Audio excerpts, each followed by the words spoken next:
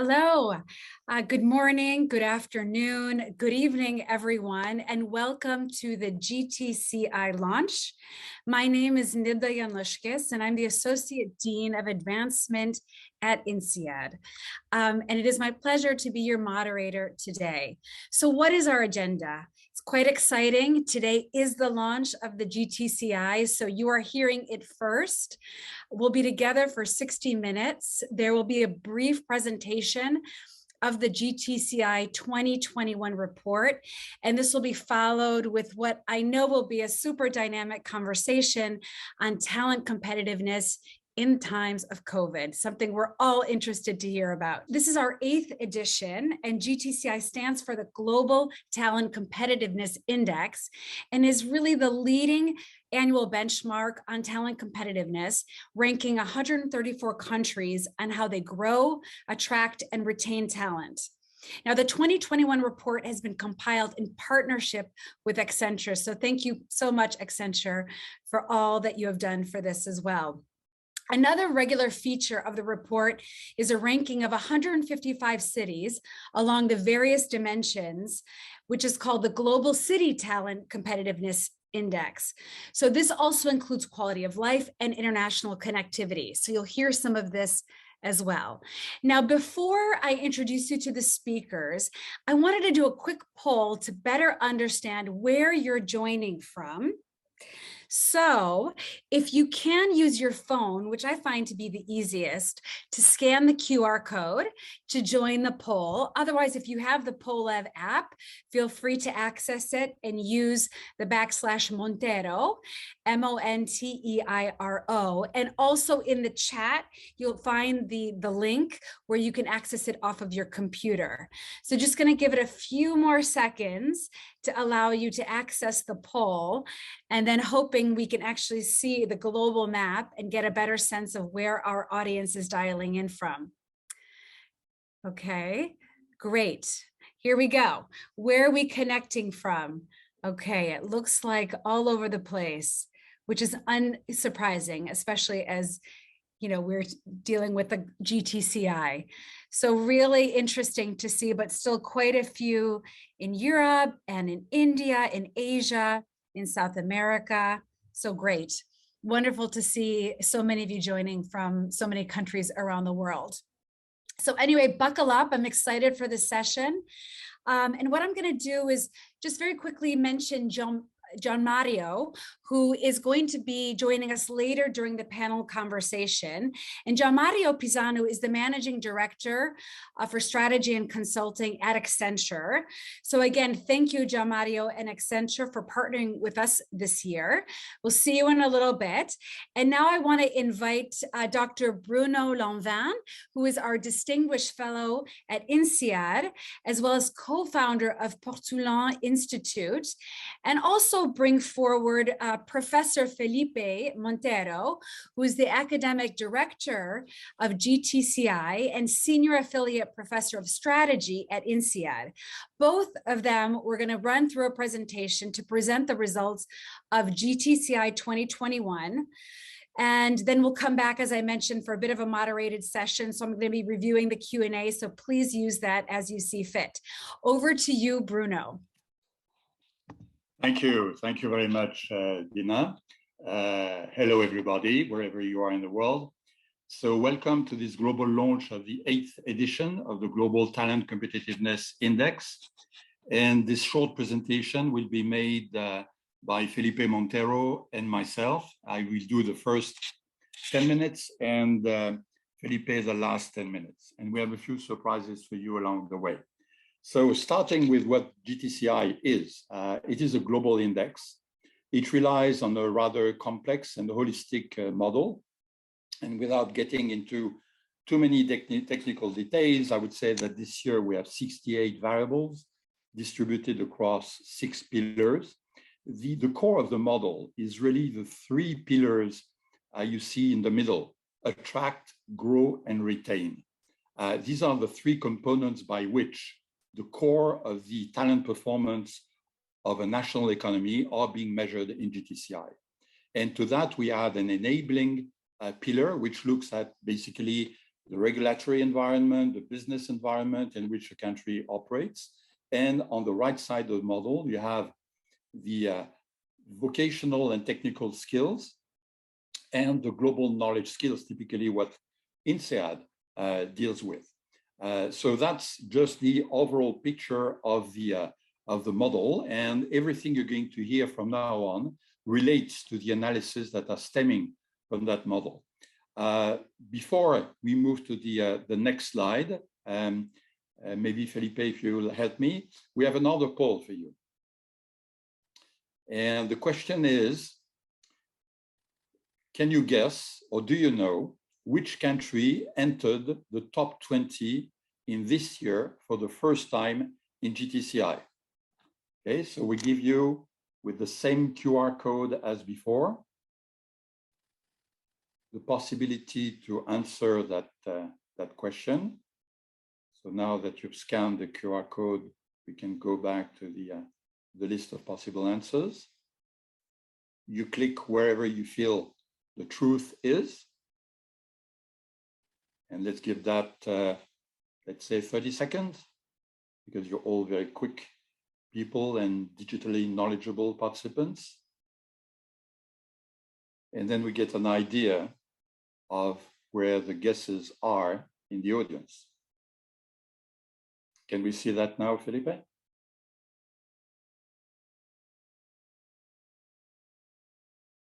Okay, so we have a rather interesting display here. And the guess is that Chile would be the one moving up faster, and the less likely to do so would be France. So let's go now to the rankings, because the answer to that first question is there. Just to start with the question in the poll, the country that did move in the top 20 this year is France. And that may deserve a bit of explanation. We may come back to that in the discussion later on. So looking at the rankings, we see Switzerland at the top, Singapore number 2, US number 3. There is a great degree of stability. For those of you who are familiar with the GTCI rankings, you will notice that the top 10 and largely the top 20 are very similar to what you've seen last year and 2 years ago. There are, however, a few changes. For instance, the UK has moved down 4 ranks from 8 to 12. Vice versa, the Netherlands moved up 5 ranks, being now 6 when it was 11th last year. I've mentioned France already. We see Germany among the countries that made biggest improvement this year, moving 5 ranks up, and also Israel, who moved 6 ranks up. So a great degree of overall stability, but some interesting movements within that group. Chile was mentioned in the poll we just saw. Indeed, it's a remarkable case, because Chile is the first example we have in Latin America of a country joining the top quartile, that is the top 25% of the ranking this year. So there was some truth in those answers we saw a minute ago. Last remarkable point, which does not appear in this top 20 ranking, but is worth looking more into, is the fact that China this year breaks in the top 40 of the GTCI ranking. So let's now move to the next slide.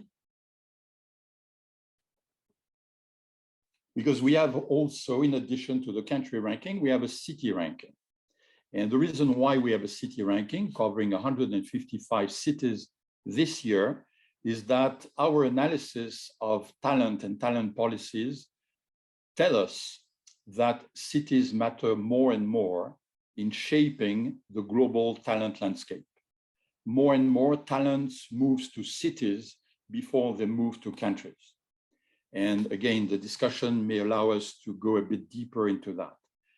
This year, we have 2 changes worth noting. One is due to the methodology that we try to improve year after year. And this year, we decided to give a more coherent approach to our definition of cities.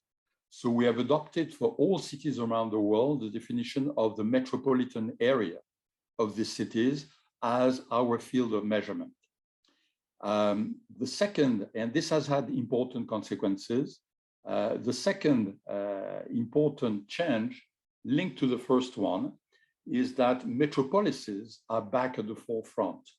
If we compare the rankings of cities this year, we see that large cities, especially in the US, but not exclusively in the US, have moved up in the ranking. This is why we have San Francisco at the top, but we also have Seattle and London, Boston and New York not far away. So all these large cities somehow have improved their talents competitiveness. Again, there will be more to discuss probably in the panel discussion about it. So let me move to the next slide, which is the basic fundamental diagram we use to describe where we are in terms of talent competitiveness in relation to income. What this diagram shows, and the bubbles, the size of the bubbles is proportional to that of population. So the big blue one is China, the big yellow one is India, for example. What this chart shows is, number one, that the correlation between income per capita and talent is still very strong. So basically, richer countries are better at competing for talents than poorer countries who have to suffer a number of handicaps and obstacles. But there are also other lessons to draw from that diagram. And one of them is that things are moving at the bottom and in the middle. We have an increasing number of good examples. I mentioned Chile before, of countries that are making progress. So there are good news. We see countries like Oman moving up from 55 to 44, countries like Azerbaijan moving from 62 to 45, Albania making similar progress, and Indonesia, one of the most heavily populated country on earth, doing the same. So that's for my part of the presentation. The floor is yours now, Felipe. Thank you, Bruno. So good evening, good afternoon, good morning to all of you. So thank you so much for taking part of your day to be with us. I would like to show you a few more slides to give you some background on GTCI before we open for the Q&A part. So the first one is my favorite slide in the report, because what Bruno has been talking so far is about the position of countries and cities in the ranking this year. What this slide shows you is the evolution over time. So one of the major strengths of the Global Talent Index is the ability of looking over the years. So we have 8 years of data, and we can see here how countries have evolved over time. A number of observations there. First one, when you see the champions on the slide, you see that they are mostly dominated by the developed countries. So you see a lot of the kind of usual suspects. You see US, Switzerland, Singapore there, but you see some kind of yellow dots there. And those yellow dots are kind of emerging markets like China, Russia, Malaysia, Costa Rica also entering the champions group. So it is an important evolution, right? And shows us how fast certain countries like China have been evolving in terms of their talent competitiveness. Number two, there, you will see some countries which are not yet talent champions, but they are what we call talent movers. They are making progress. And in that space, there are a number of countries that you will look like, that you look for there. Maybe kind of India is a big emerging market, which is there. And we also see exactly in the border between talent movers and talent laggards, Brazil. So the BR there goes for Brazil. So it's very interesting to see Brazil last year was laggard, this year is kind of in this crossroads between laggard and mover. So again, what this graph shows is just that evolution over time, which is a very important way of interpreting our ranking, not only what's happening in 2021. Next slide is again a poll for you, and I will generate the QR code, because I would like to ask you, what do you think as we look over time? How is the inequality among the most talent competitive countries and the rest? Is it stable? Is it growing? Is it decreasing? So let me generate the QR code again for you. So you just need to scan. If you wish to use the URL that is in the Q&A in the chat box, feel free to use it as well. And let me give you a few seconds to scan this. And let's see what's your answer about inequalities among the most talent competitive countries in the world and the rest. And we have people still answering, so I will wait a few seconds more. Maybe I will also generate again the QR code if you were still trying to scan it and you're still looking for your cell phone to do so. Here it goes, and it's your last chance to answer that poll.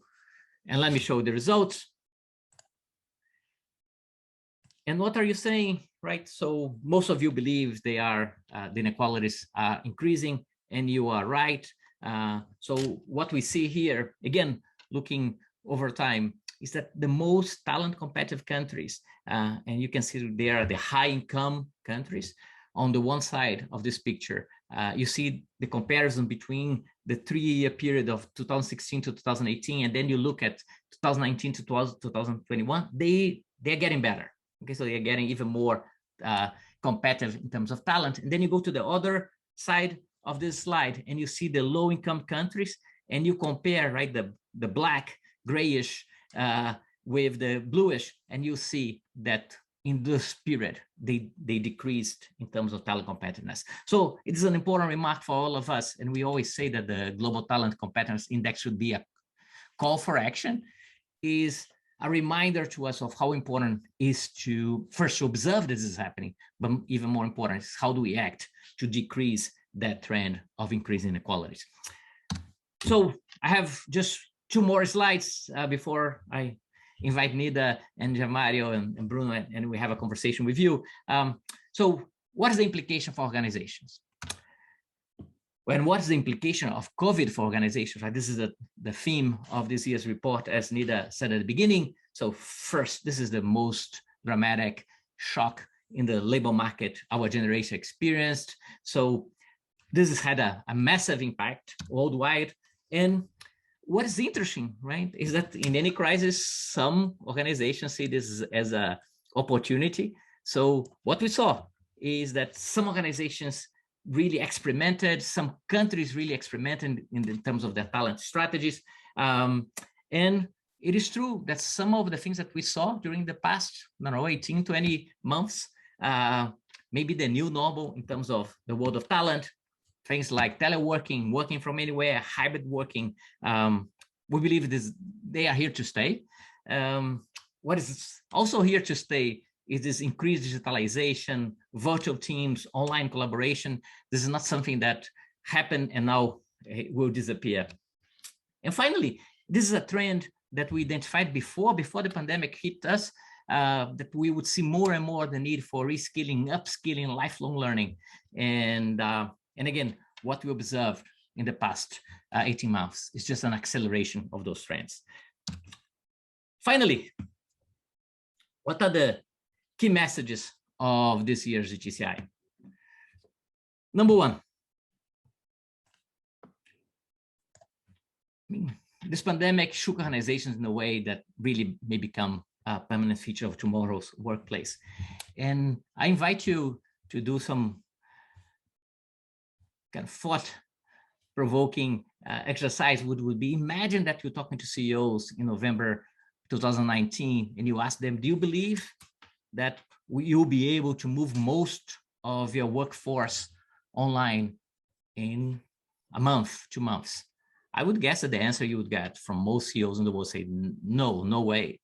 And that happened, right? So somehow the pandemic made the impossible possible. And I think this is going to have a huge impact on the workplace of tomorrow. 2, as you think about labor markets globally, had a huge impact as you think about mobility of talent, as you think about displacement in different sectors. Again, very important implications for that. And one thing that we discuss in the report is governments have a key role in labor markets, and you saw some parts of the world like the European Union, the US, the huge recovery packages. And this has had, right, as the crisis hit those countries on those regions, had an important impact.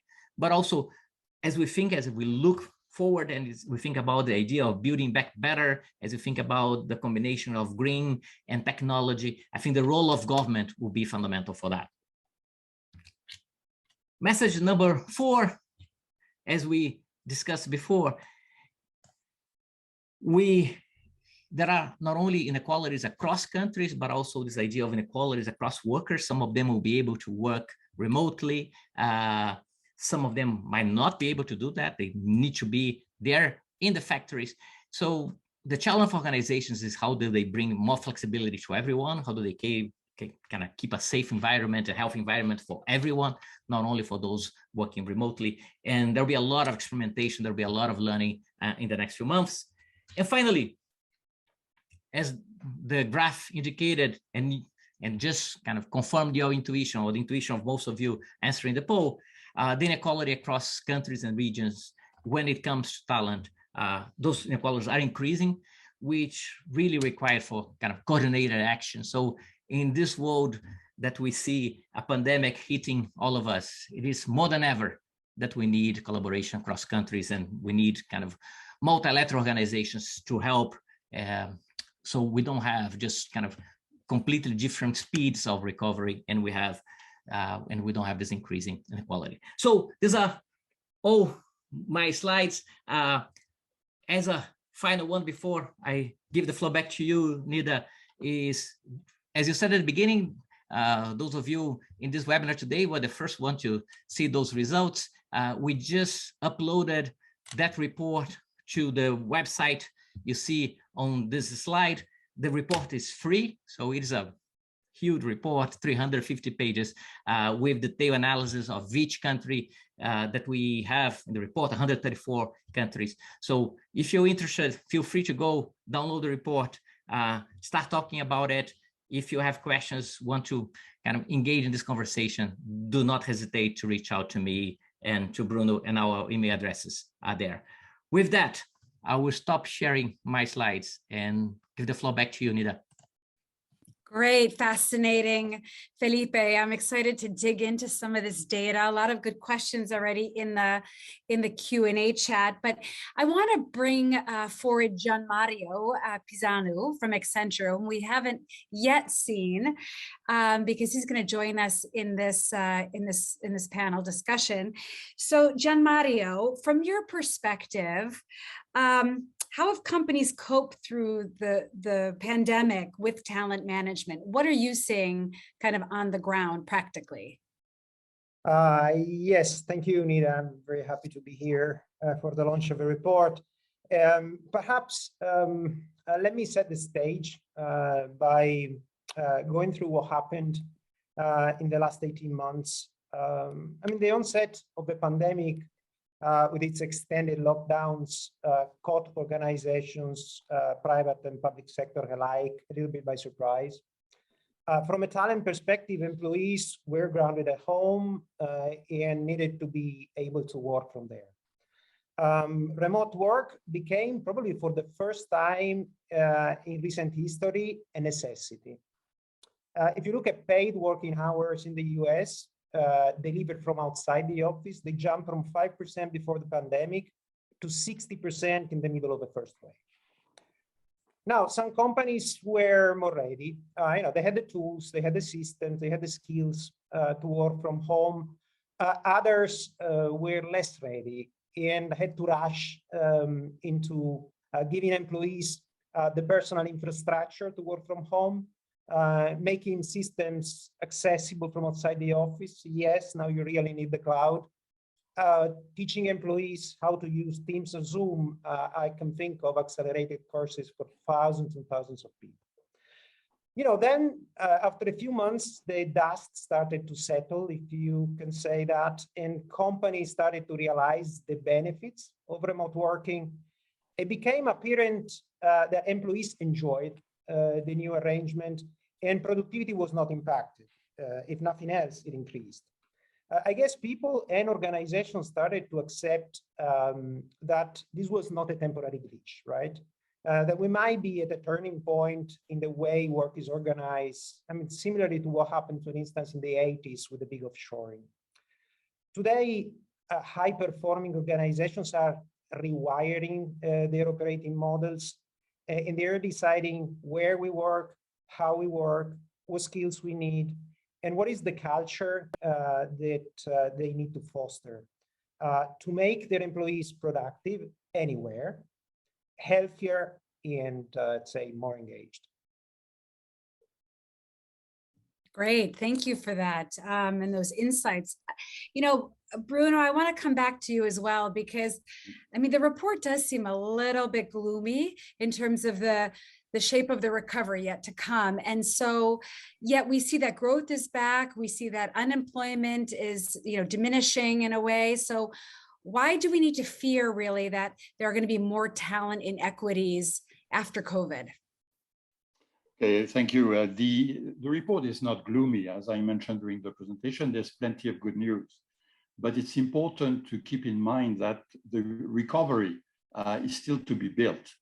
So we should make sure that the talent imperative does not hamper our ability to recover properly. And inequalities, as Felipe mentioned and explained during the presentation, is one of the angles by which we need to be concerned, if not worried, about the possible shape of the recovery. During 4 decades, the last 40 years, basically, we've been winning the fight against poverty. Year after year after year, the number of people living under the threshold of absolute poverty, which the World Bank puts at $1.9 per day per person, that number was decreasing. In 1 year, the last 12 months, 120 million more people have fallen under the threshold of poverty. So we have something that is far broader than just talent. It is a disconnection between emerging economies and the more advanced economies, and we should be very much concerned about it. Disruption in education, in particular, that prevented kids from continuing going to school in primary and secondary education in large parts of Africa, has been particularly dramatic for girls. And we know that they are not going to recuperate from that.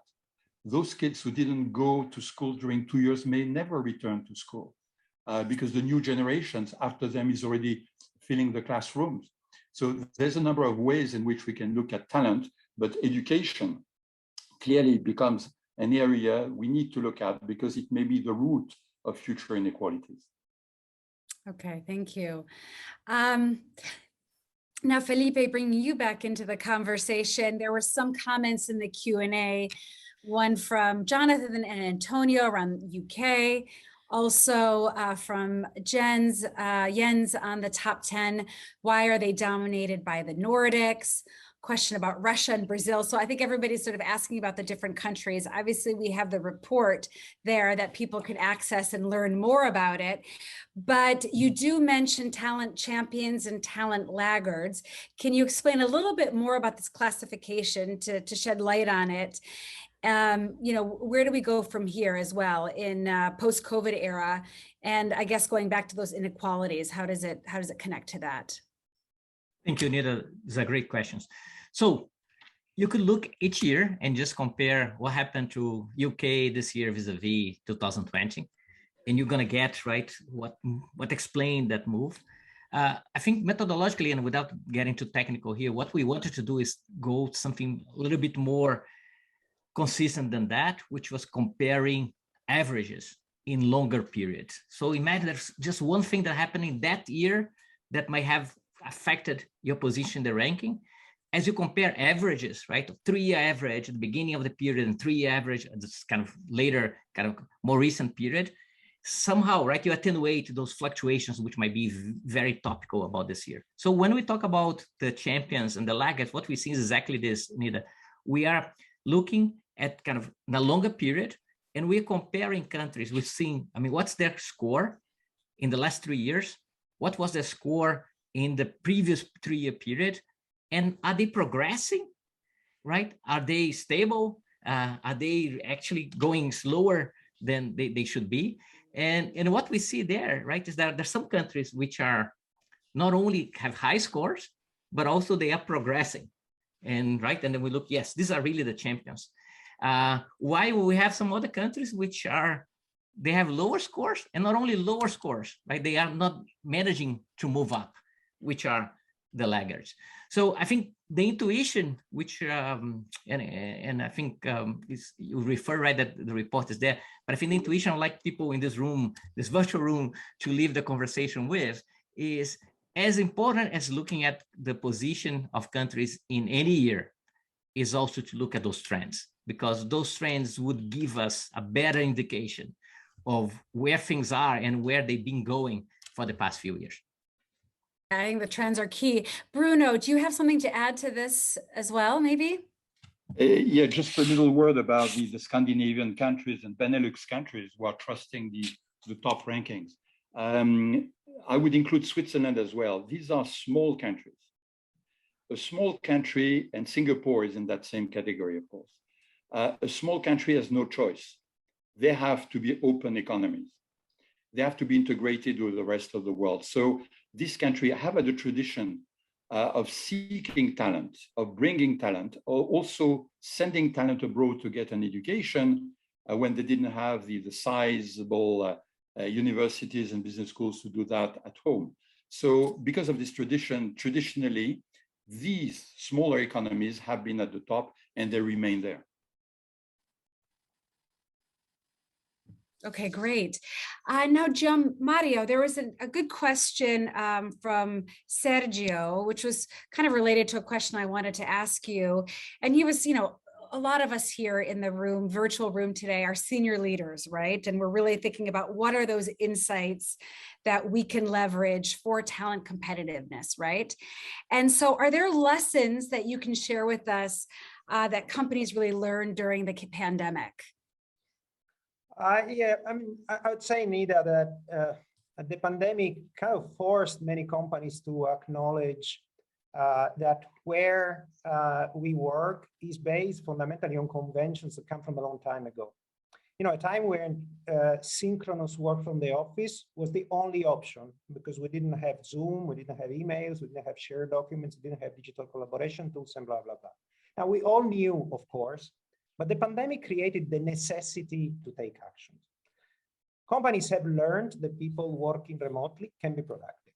Data consistently point in the direction of increased productivity in remote and hybrid environment, as long as workers are given the right resources.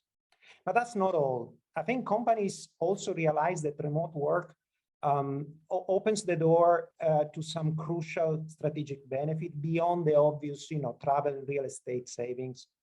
I mean, the first big benefit is that flexibility is a powerful motivator.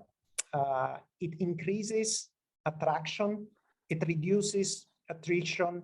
Let me give you a couple of numbers. Between 30 and 40% of workers would consider leaving if forced to return to the office full time.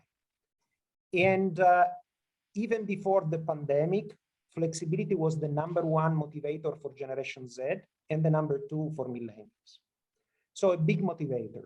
The second strategic benefit I'd like to call out is that location-independent work expands access to talent.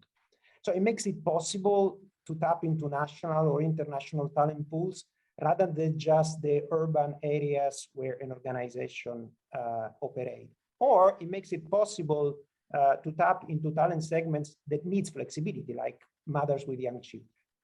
So, organizations learned that remote work can enhance productivity, attraction, reduce attrition, and expand the talent pool you can fish from. I mean, it's a lot. Yeah. Felipe, what about from your end? What are you seeing that companies are learning through the pandemic? So Nida, let me go back to right, because Sergio is asking what are the 2 or 3, and he loves those killer questions. So my 2 or 3 for you, Sergio. Number 1, I think you need to think again about your existing assumptions. So I think the pandemic taught us a very kind of important humility lesson of, things that you thought you would never be able to do, you can do, right? You may be able to do. So this rethinking of existing assumptions. Number 2, agility, right? And kind of ability to change things so quickly, right? And as Jean-Marie was highlighting, some companies were better than others in that response. And 3 is learning. How do you keep learning? Because you will, right? Maybe new waves will come, hopefully not, but new shocks may come. And it's not only your ability to think again, to be agile, but also learn from those events that will really make a difference. So I think these are my 3 takes on this. That's great. Well, you touched on this a little bit, the flexibility, right? The opportunity for people to work, but you also hear a lot about what does the future of work look like? What are these hybrid models? So there's just a lot of chatter out there about that. Felipe, what does this really mean? These hybrid models, where do you see the trend going? I wish I had a kind of a scientific magic wand answer, exactly a scientific answer. I think, first of all, as you said, there's a lot of talk there. And as you know, here at INSEAD, we have a group of people doing a lot of research about this, engaging with companies really to understand it. So to me, maybe what we know at this point, one is that work in the future will be more hybrid than it used to be, right? So there's clearly a change of magnitude in how those things were. And 2 is that you cannot believe, right? Or you should not believe that you just leave. Yes, let's be hybrid. You do, Jean-Marie, you do whatever you want, Bruno, and then things will automatically resolve. I mean, there must be a lot of strategic thinking, right? And a lot of conversations to really see what works and what doesn't work, what do we really want to achieve, what we don't want to achieve, what's consistent with our culture, what's not consistent with our culture, et cetera, et cetera. So this is done, right, in a more systematic, strategic fashion. You just say, no, yes, whatever, now it's hybrid. So I think what we're seeing, Nida, first is that we will be kind of doing a lot of research about this to find out, right, what's really happening and working. And I think, right, not only us, I'm sure kind of Jean-Marie at Accenture is also doing a number of projects on this. But 2, I think it is already this idea that you cannot leave it in just, in a autonomous fashion that things will get sorted out. I think we need kind of real involvement, a strategic involvement of senior leadership to decide, right, and to work together to see what we should be going. Yeah, real framework there. We need to be proactive on it. Jean-Marie, what about you in this project? And, what are you seeing as hybrid models for the future or for the present that are working? I subscribe 100% to what Felipe said. I guess the crucial fact around hybrid, Nida, is that employees really like it. All research point in the same direction. Around 80% of employees indicate that hybrid is the optimal way forward. And I am not aware of any research that puts at more than 10% those who want to return full-time to the office. Now, why people like hybrid? Because it balances the benefits of both options. Working from home means for many of us better time management, less wasted time, better quality of life, safety. But sometimes we want to go back to the office, work face-to-face with our colleagues, enjoy unconventional collaborative spaces where we cannot possibly have at home. And for many people, it also means better access to technology, right? But what we have observed as Accenture is that the people who were more productive and healthier during the pandemic were the people able to access specific resources. They can be individual resources, like autonomy managing your own tasks, clear and realistic expectations, frequent feedbacks, opportunity to participate in virtual learning, individual mentoring, and also kind of organizational resources like, the right health and technology policies to keep workers safe in a crisis, good communication, mature digital infrastructure. So, when you think about work post-pandemic, it is clear that the focus should not be on the location. The focus should be on the resources that are needed to foster productivity anywhere. Okay. in my 2 cents. I'm just going to sort of double click on that a little bit because, you know, Karima also asked a very interesting question because I think also during COVID, there was this acceleration of digital transformation, right? Globally in companies and countries, et cetera. So in this sort of post-COVID new normal, is that digital gap, especially between, you know, certain countries and maybe low income countries, is that going to further widen the inequalities, right? What do we do about that? I don't know if any three of you want to answer that, but you know, when we talk about digital transformation, is that a big factor to widening inequalities? If I may maybe pick up that one, because we've been flagging the importance of the digital divide in previous editions of the report. And regarding digital, COVID has accelerated everything, the good, the bad, and the ugly. And clearly the tendencies about bridging the digital divide that we've seen before. We saw more content coming from emerging countries. We saw more international relations over networks. This has been challenged by COVID.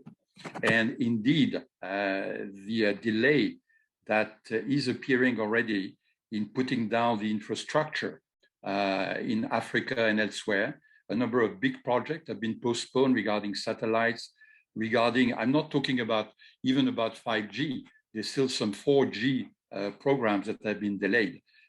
So just in terms of infrastructure, there's a risk that the divide may increase.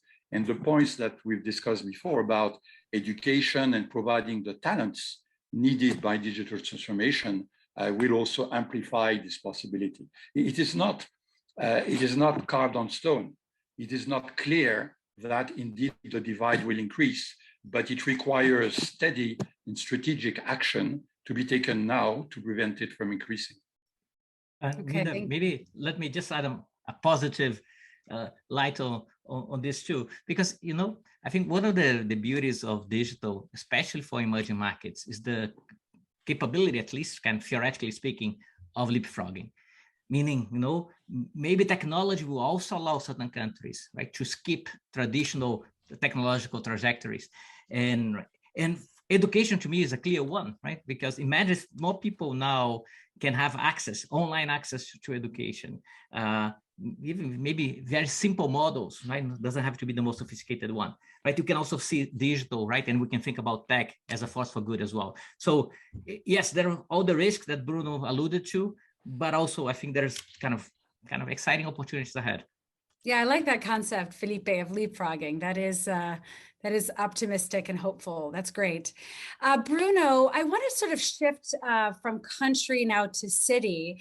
I found it super fascinating that San Francisco is now the GCTCI. I think I'm saying that right, the leader there, coming in on top. So really, what happened at the city level, right? Why did the pandemic really alter the international urban scene? Can you give us a bit more detail there? Yeah, the principle behind that is that cities are becoming an ever increasingly important factor in talent mobility. They are more and more shaping the global talent landscape, even more than countries are. Let me take just one example. If 20 years ago, big tech companies in the US would say, we want to expand to China. We want to establish in China. The CFO would be invited and say, and be asked, are you ready to go and head our operations in China? And then the questions would be, when do you want me to go there? Am I expected to go with my family? What is the package, etc. Now, if you ask the same question in the same context, the first questions would be, where in China? Are you sending me to Beijing, to Nanjing, to Shanghai? This has become a new definition of talent mobility. It is increasingly city-based. So this is why we've been focusing on it. And what we see this year is that metropolises are back, as I mentioned before. We see San Francisco at the top, and San Francisco is an excellent example. By the way, in the report, we have an excellent interview of Peter Zemski, the Deputy Dean of INSEAD, who is overseeing our operations in San Francisco, and Peter underlines the dynamics of the Bay Area. It's not just the city, it's the fact that you have talent, you have finance, and you have possibilities for finance and talent to combine. These are critically important elements. Okay, great. I mean, it's fascinating. I want to also then kind of move into the future, right? Kind of change as we end up, we're in the last part of our conversation. So maybe back to you, João Mario. What should leaders focus on as people mobility resumes and employees ask for more flexibility? So with a lot of us leaders in the room, you know, what do we really need to focus on here, specifically and tangibly? Yeah, thanks. Yeah, that's obviously the most important question. Let me single out a couple of areas. I mean, the first is not new, is design work around people. We always say that. Even in the post-pandemic scenario, there is no one size fits all. Organizations still need, maybe even more so, to be able to respond to the need of different type of workers differently. When we say that 50% of those who work from home reported an increase in productivity, that's great, it's true, but the majority of them were adults with dependents.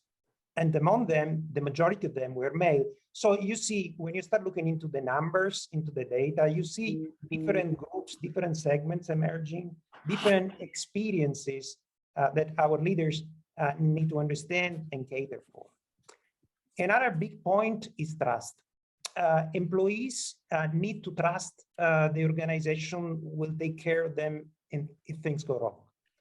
How do you build trust? You build trust through clear policies and clear communication.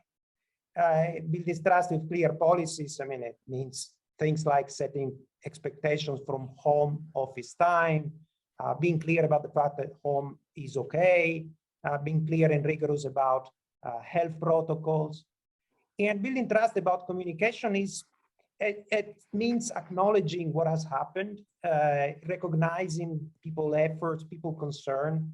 I think also recreating, if you like, a common sense of purpose for a workforce that is much more distributed than before, much less physically connected.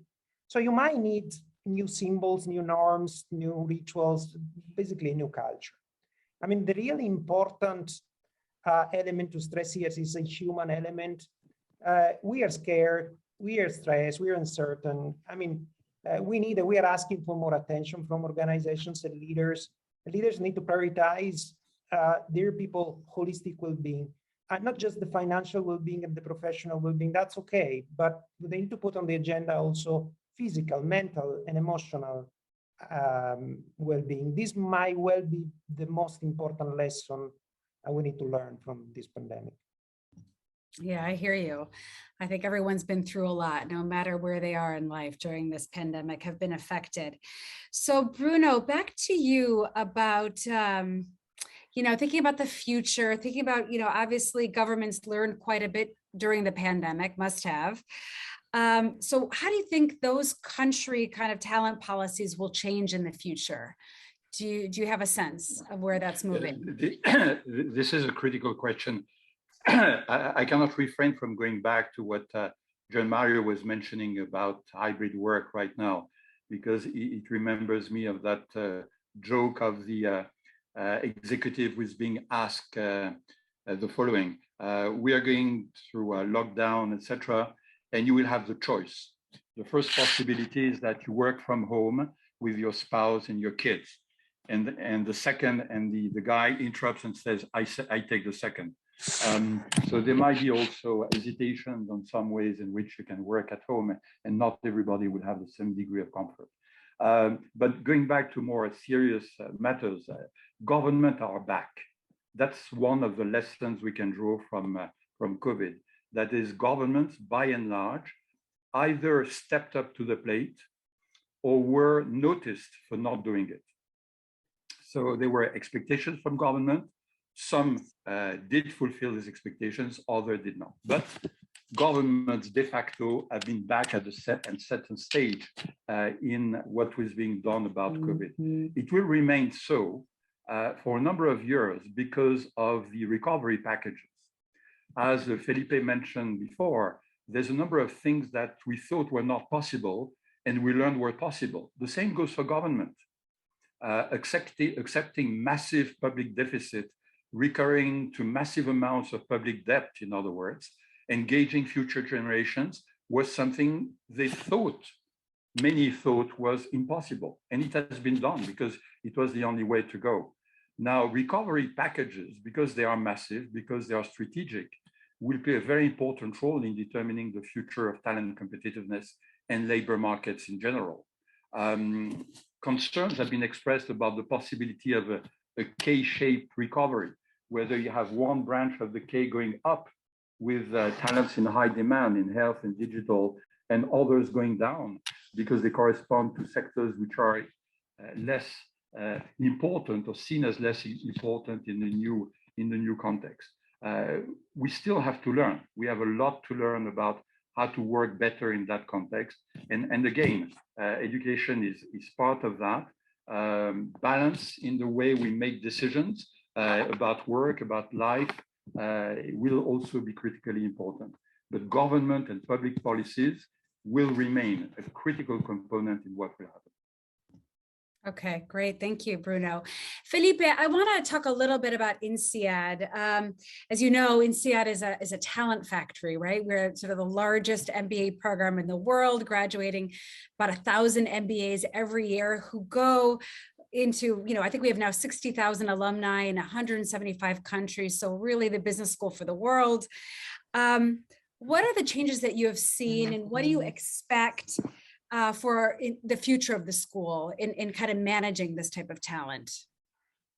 I think, maybe let me start just with acknowledgement to our alumni. I know there are a number of them here in this call. Thank you so much because, in the most difficult moments of the crisis, you were there for the school and I really appreciate that. So let me do this publicly. So what are the main changes? So I think, first of all, imagine the operations of a school like us having to move immediately to online. So that required a lot of agility, the flexibility that we talked before, both in terms of faculty and students. And at the end of the day, that worked. So this is but that required a different way of thinking in terms of also how do you teach, what do you expect from an MBA education? And I have two observations, Anita. First one is that I think we'll be doing more of what we're doing now, Having global conversations, take advantage of the global reach that INSEAD has, and being able to engage leaders like we're having today, How many countries are represented in this virtual room today? So I think we'll be doing more of that. At the same time, my observation after those kind of 20 months of pandemic is that the classroom experience, and the campus experience, I think people still do value that a lot. So if you ask our students, would you prefer to have classes online or on campus? People still want to come on campus, which shows, what this co-location for certain activities is still super important. So my sense of, this is some of the lessons. Let me just kind of finish with one observation, which is, you talk about the alumni of INSEAD. I think we are kind of actively engaging with alumni also in terms of how do we do serious research about all those issues, because they are practitioners, they live in this, and we have a number of us in the faculty who are really interested in taking advantage of this kind of shock that we're all observing to collect data, to do experiments, and really being able to come up with answers which are kind of theoretically and kind of empirical driven. So I think it's exciting days ahead. Excellent. Well, maybe the last question, Gian Mario, will go to you, and then just a couple final quick additions from Felipe and Bruno. But, Gian Mario, if you have this global audience here, what are your final comments, the takeaways? What should people, remember when they come out of this session? Yeah, and that's, this morning I was reading yet another article about the Great Resignation. 20 million Americans quitting their jobs in 5 months. We know that 40% of white collars are thinking about it, 40. Studies say that in 10 years, we might be 100 million workers short, especially in some countries and in some industries. Now, in this context, flexibility, we said, is a powerful motivator. hybrid is what the large majority of the workforce want. To the extent hybrid retains and attracts the best talent, then it becomes more than just how you organize work. Hybrid becomes a strategic lever to achieve the organization's long-term business objectives. I think we should be ready for that. Yeah, so change our mindsets around the way we look at it strategically more. Great. Bruno, your last quick comment on, takeaway. Yeah. One word would be youth. It's the young people will shape the talent scene tomorrow. They have the talent. We have a responsibility collectively to give them the ambition, to show them what can be done, how it can be done, and they will have the talent to do that. So it's a collective exercise. Talent competitiveness is one little bit in it, but if it can help, let's use it. Great. And Felipe, final word? So I think, Nida, I subscribe to what Jean-Marie and Bruno said, and I would just add, if you look ahead, is talent going to be less important? No, it's going to be more important. Do we expect the workplace to be a better place, more flexible place? Yes. Do we have hope in this kind of next generation? And I think, yeah. So I think I'm an optimist, and maybe, right, let's take this opportunity of the whole world face a unprecedented type of shock. Let's use it, right, in the talent landscape to be a better workplace in the future. Wonderful closing words. Thank you.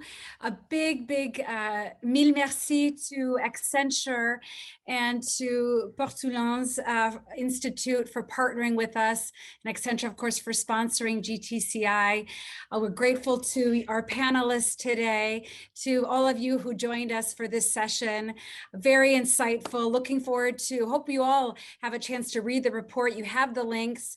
Go to it, share it on, social networks, share it with your friends, with your companies, etc. There's a treasure chest of information and insights there. So with that, thank you so much. Brings us to a close, and see you next year for GTCI 2022.